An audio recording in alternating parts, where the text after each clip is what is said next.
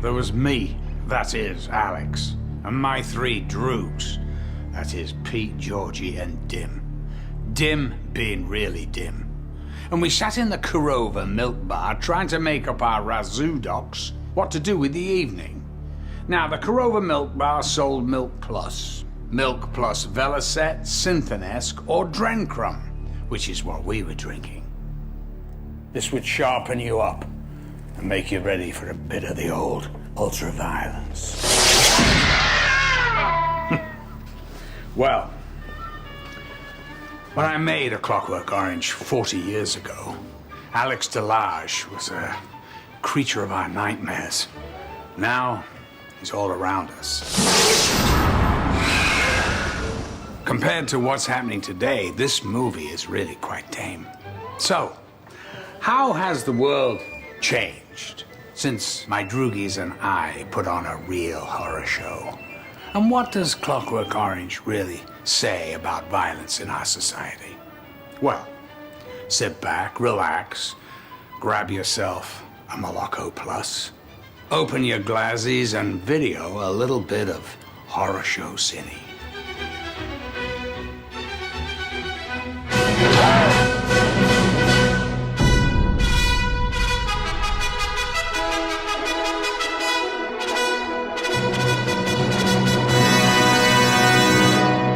Clockwork Orange is the very edge of the tightrope without a neck. It makes you think about what's appropriate on screen. What is the limit? When is it too much?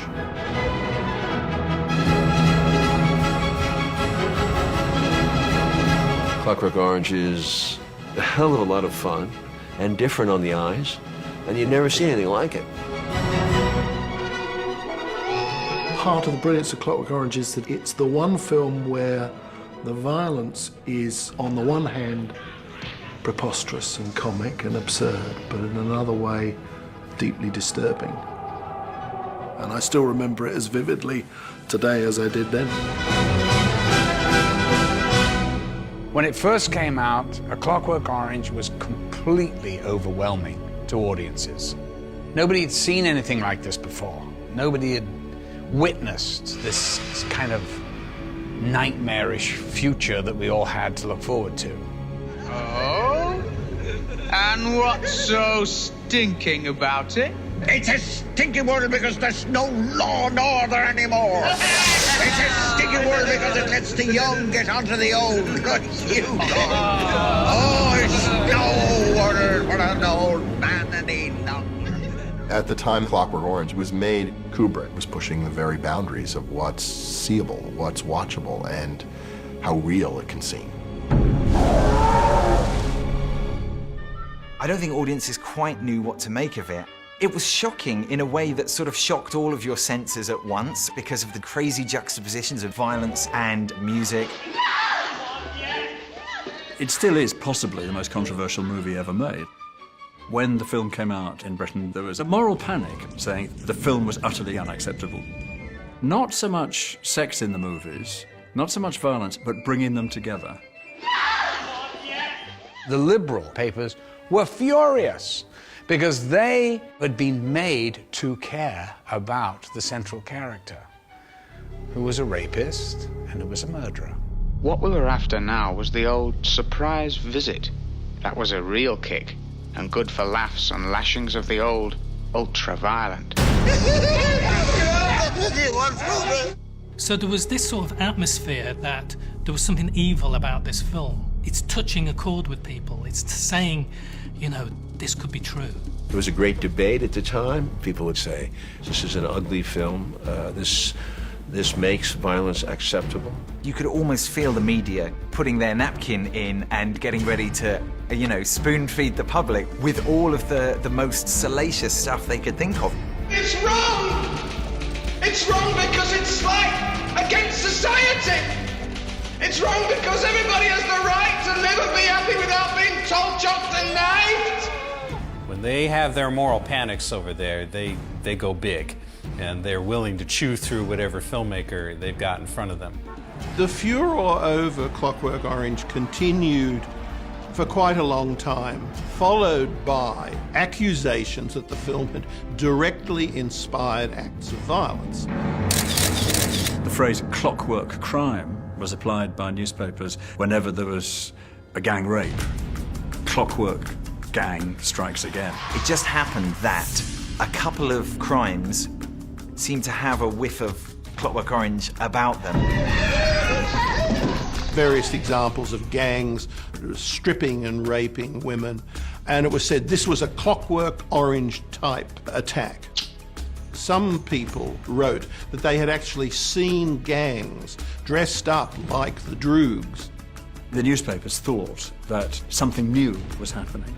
The scale of it, the extent of it, the amorality of it, the sheer sadistic glee with which it's happening are new. So what's the reason for it? The attackers would say, "Oh, it wasn't me, it was the film, I saw Clockwork Orange." It wasn't me, brother, sir. Speak up for me, sir, for I'm not so bad. I was led on by the treachery of others, sir. So the media picked up on this. You know, it was like the flavour of the month. Any magistrate wanted their name in the paper, they just mentioned this has been incited by films like Clockwork Orange that are a scourge on our society. And we used to get this all the time. As Anthony Burgess would say, every time a nun was raped in Berwick-on-Tweed, they'd say, "Oh, it's a Clockwork Orange gang." My line was, gangs, yes, are dressing like Alex and the Droogs. How easy is it for the police to pick them up? Hey, they're in white gear with bowler hats. How dumb do you have to be? In one case, a lawyer defending a boy said, well, when you think of it, what other possible reason would this boy have to break into this house and beat up this woman and take, her possessions? Well, the obvious response is robbery, greed. But because the film existed, it was very easy to say the film must be responsible. Once you start to accept the idea that films make people do bad things, then any defence counsel, particularly in a hopeless case, can say, "Oh well, my lad, the video or the film made him do it." I'm so bored with that argument, the movie begets violence. That's not true. It's just not true. I don't believe it. And I got the same rap on Natural Born Killers. There was apparently at least 50-some murders that were attributed to the movie because people would be arrested and they'd say, "I saw a movie that made me do it." They were saying the movie is a product, like a vacuum cleaner that blows up in your face, and you're liable for that product. So therefore, they would have put a damper if they had succeeded on all products. Every movie would have had to be judged for its safety values, and you would never have been able to make these movies. The person who intends to murder somebody intends to murder somebody. He will then give it a flashy image that he fancies and use it. That doesn't mean he didn't wish to murder somebody to begin with. Nobody else wants to murder somebody because they saw a film. A psychotic is a psychotic is a psychotic. It's like a rose is a rose is a rose. You go out and you do it. Sure, they may have seen the movie, but it was one of 16 things they did that week. I once went to a lecture years ago by Alfred Hitchcock, and somebody said there'd been some alleged copycat crime, and they'd said they'd been to see Psycho the night before. And he said, typical sort of lugubrious Hitchcock humour, but did he drink a glass of milk just before committing the crime? In other words, 100 other things had happened in his life as well, which might have triggered it. How do you know that one experience was the one? There's been decades of different kinds of social science directed toward this question, panel studies that follow youth from early childhood into middle age, lab experiments, et cetera, et cetera. The punchline appears to me to be this. Psychologists have demonstrated to, I think, anyone's satisfaction that watching a lot of media violence in a concentrated form in a laboratory setting will get you excited. And I personally can tell you that watching a great revenge movie will send me out of the theater feeling like, hey, try something with me, right? I'm tough. For like 10 minutes, I'm really tough. And then what happens is it fades away because it's an emotional high that doesn't last very long. Not many crimes get committed during those emotional highs because, for the most part, people are sitting on their butts on couches at home or in theater seats. These are not high crime locations. As far as we can tell, there's been no effect on crime rates that is at all measurable. In fact, if you look at national crime rates over the course of the last few decades, what you see is that during the period when media violence is really intensifying over, say, the last 20 years, crime rates go right? So if media violence is going to be correlated to violent crime, you'd have to say it has a negative effect. Well, we don't think it has a negative effect. We think it has no measurable effect.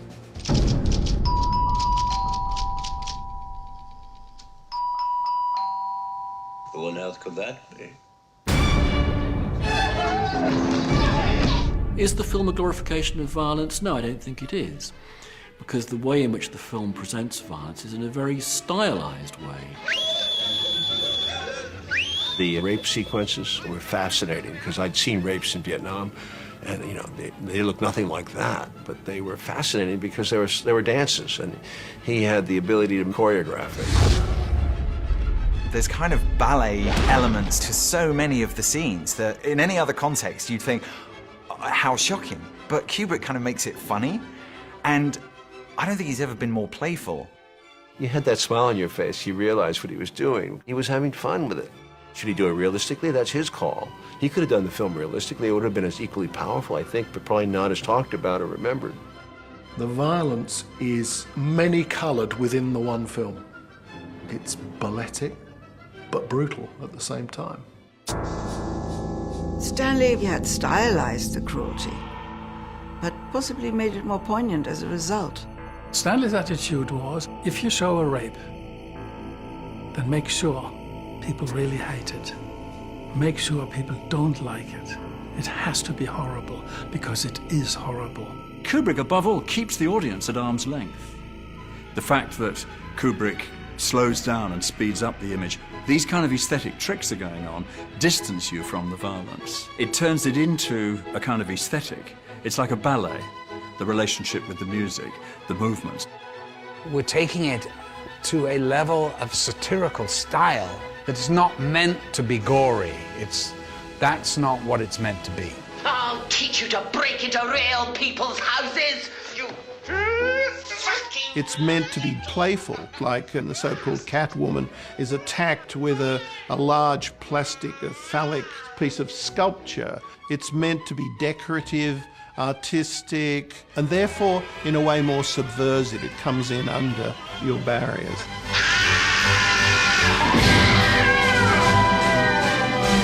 Artists, whether it's writers or filmmakers or painters, are always heightening a situation, whether it's a good situation or a bad. All our stories are connected deep down with what we love and what we fear.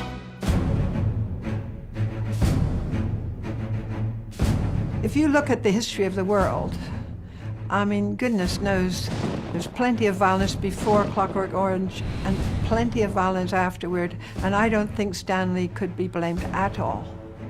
You go back and read the Brothers Grimm, there's some really scary shit in there. No one would put that in a kid's book today. There are things that some people aren't ready for, and that doesn't make the things bad. Humans have always told violent stories, from Greek tragedies onwards. Elizabethan theatre that Shakespeare operated in was literally blood-drenched. It didn't tear society apart, it brought society together. To think about the implications of these things, to see that you not only portray the violence, but you portray the result of the violence. You play the tragedy of it. It's part of what artists do.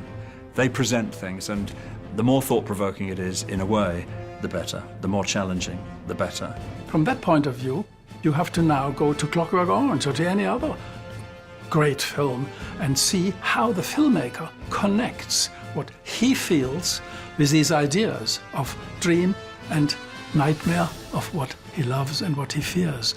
An area of the human soul is illuminated by a film like A Clockwork Orange. There is that in all of us, that wish, the wish to raise the knife and plunge it, to take up the axe and smash it. We all have that urge somewhere in us. And every time we see a film like this, we think of ourselves, say, well, thank heaven we didn't do that. There's not a child in the world who hasn't enacted a death scene or imagined their head being chopped off or pretended their arm was cut off. There isn't a kid in the world who doesn't play out every violent fantasy you can imagine. And the great achievement of Kubrick is that he shows us what we are, what it is to be human, by showing us what it is to be inhuman. The movie is really about the freedom of man to choose his path in life, whether it be good or bad, and without any interference from the government. The question was, if someone was a criminal, how far had the state a right to go in punishing them? You have a story of a delinquent who's caught, and by various psychological means they try to make him healed, and in the process, of course, destroy the very thing, his humanity, that makes him a person. Kubrick's confronting the notion of the individual and the institution, which is really the question of not only the 20th century, but of this century that we've just embarked upon. Goodness comes from within.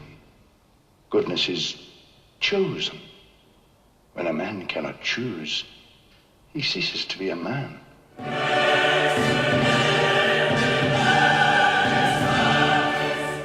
There, in a nutshell, is the theme of the film. A man is not a man unless he has a choice. Even though at the end, Alex is still horrible, still evil, he's still acting true to his nature, at least he has a choice. The last line is, of course, I was cured, all right. it's really up to the viewer or the reader to get whatever they want out of it. And that's the beauty of it, that it is so complex. But at the time the movie came out, particularly in England, no one quite knows where its heart is. Where are we? Where is Kubrick in this? What is he actually saying? Is he just having a good time, or is he actually trying to say something? I remember those debates very clearly. It's ironic because the film is about freedom of choice. But here were people saying that the film made me do it. Stanley was upset. He didn't like being blamed for every bad moment in society as a result of Clockwork Orange. It was shocking. And as it increased and got more and more critical, all sorts of groups started to write us hate mail. We were overwhelmed, totally. And finally, we reached a point where the police said, we have to be protected. After Clockwork Orange was finished, Kubrick made Barry Lyndon. So he decided to shoot the film in Ireland. The whole unit went to Ireland, including the family. And in the midst of the shooting, suddenly a message was received threatening Kubrick and his family. The police told him, you better watch out. You're getting letters which threaten you. You better be careful. And then we were told that we have to leave at once. So we did. Boy, did we leave at once. It was really very uncomfortable. It was a potent threat because the Kubrick family fled Ireland at night under assumed names. Stanley decided that it would be good not to say his name or the name of the film and just to pretend. And of course we had these cover names, and every one of us forgot what you were supposed to be called. No doubt, he took it very seriously, and since he had 3 daughters at school... That's when he phoned Warner Brothers. He says, please let me take it out. I want to stay in England. And it's becoming very difficult. I'm leaving now. You won't ever pity me no more. At this point, A Clockwork Orange was withdrawn from theatrical distribution in the British Isles and in Ireland. The police advised him to withdraw the film, which he did for 28 years. It was very simple. He just adored his family. He adored Christiana, and there was no way he was going to put them at risk if he could help it. It was absolutely understandable to me that he would do that. That must have been heartbreaking for him and infuriating on some level, because it's like you have an 11-year-old screaming at you and you're giving in. Somebody was emotionally and politically immature and they couldn't understand the story for what it was, and they blamed it for things that it wasn't, and you're out. So what misery, as a storyteller. Kubrick was a man who was interested in violence, but he was not himself violent. He was extremely calm, gentle, one might say. The fact is, he was deeply in love with his wife.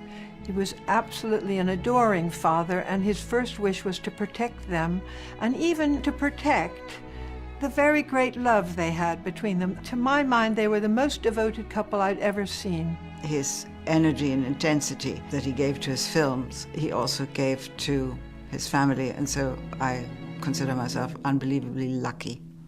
Yes, I do. The genius of Kubrick is this. He knew what people wanted. He knew what would be interesting to an audience. And A Clockwork Orange really is the definition of a cult movie.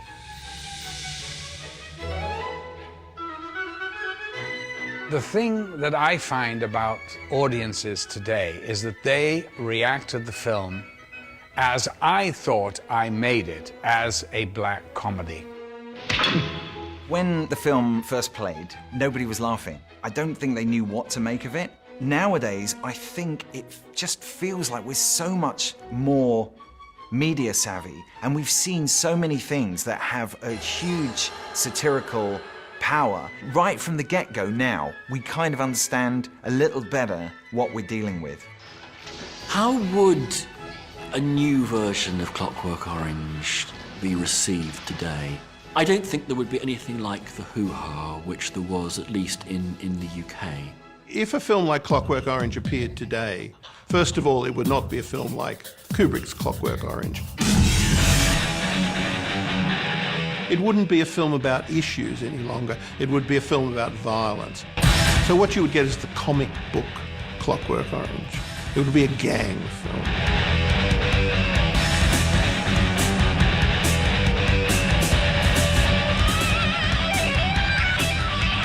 The audience is different. The audience is used to this fast-cutting and very violent movies today. Television is so prevalent with violent acts that it washes over like nothing. A murder is nothing. We are just less shockable. Children grow up very used to seeing gruesome things and have computer games that are unbelievable. Sex and violence are everywhere. It used to be that you had to know where to look. Now it's hard not to look.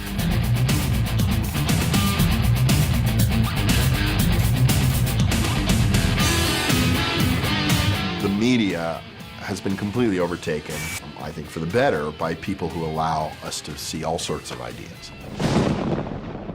We are now, for the first time, watching on television the violence in the war zones. We are hardened. We are much more hardened than before. I can remember the TV coverage of the Vietnam War, where basically you didn't see dead bodies on television. You still don't see many dead bodies on television, but you see a lot of them out on the blogosphere. Maybe that's healthy. Maybe it's not putting a veil over the consequences of violence. Does it inure you? Yes and no. Certainly the concept of a shocking murder still shocks people. And these are people who've seen 30,000 movies. Now we've gotten more immune to it as violence has been more realistic. It's very interesting what's happening in films now, that while young teenagers were so interested in pornography years ago, they're not. They've seen all that. It's boring and kind of icky, and they have to construct their own romantic vision of something. So what do they like? Vampires. It's the Harry Potter generation being introduced to sex via vampires. People like to see cinema that is out of the ordinary. What bores me is filmmakers end up making violent movies with no message for money. I'd rather do a Clockwork Orange or a Natural Born Killer than make people think about violence, because it is an important issue. It's a horrible thing when it happens. I think if Clockwork Orange came out today, it would be seen to be highly relevant. It would be seen again as a masterpiece.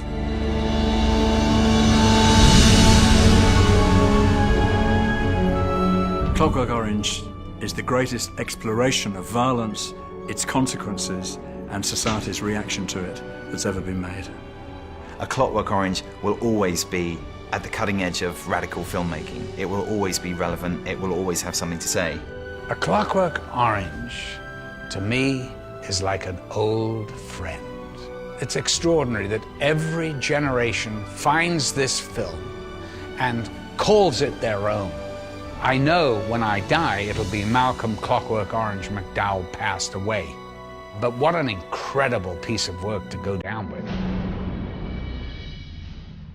There is a place darker than any prison, hotter than any human fire. You are now a murderer, little Alex. A murderer. It's funny how the colors of the real world only seem really real when you video them on a screen.